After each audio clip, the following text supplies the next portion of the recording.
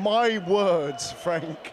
What a champion, an interim WBO champion. What a fighter. What a performance. What a fight. I'm trying to get my breath back. I mean, it was breathtaking. I knew it'd be a good fight. I knew the styles would really gel. But it was a better fight than I anticipated. I mean, it was all action. It's full of high tempo.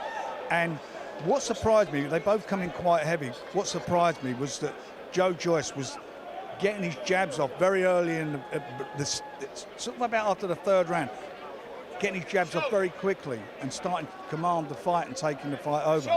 And he was in with a tough guy. I mean, no one's ever stopped him before.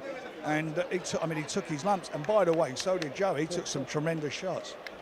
Look, you say he's the real deal. Obviously, he's one of your guys. You've always said that. But do you not think he really made that statement tonight that he is the real deal? Statement. I mean, he beat a guy, former world champion, who's been on a, what's he, a 6 or 7 run of undefeated. You know, he is the real deal, Parker. That was a tough fight. He only had 14 pro fights. That's a major step up in class for him. And I was worried. You know, I know what he's capable of doing. I know he's strong and so forth, but I was a little bit worried. But I mean, he got that spot on, and his trainer got the tactics absolutely right. No, he's absolutely brilliant. We must give him credit. Ismael Salas de Cuba, South America. Look, final thing from me, back to Tyson Fury, who I found myself in the middle of kind of a War Chisora Tyson Fury debate moment. Peace broke out, then war broke out again. Tyson Fury, I just caught up with George, your son, on the way out, George Warren, who's obviously deeply involved in the negotiations with Anthony Joshua and Tyson Fury. Are you optimistic that we can, you know, everyone in the country, everyone in the world wants to see this fight. Listen, the only person who can stop this fight from happening is, to be quite honest, is Anthony Joshua.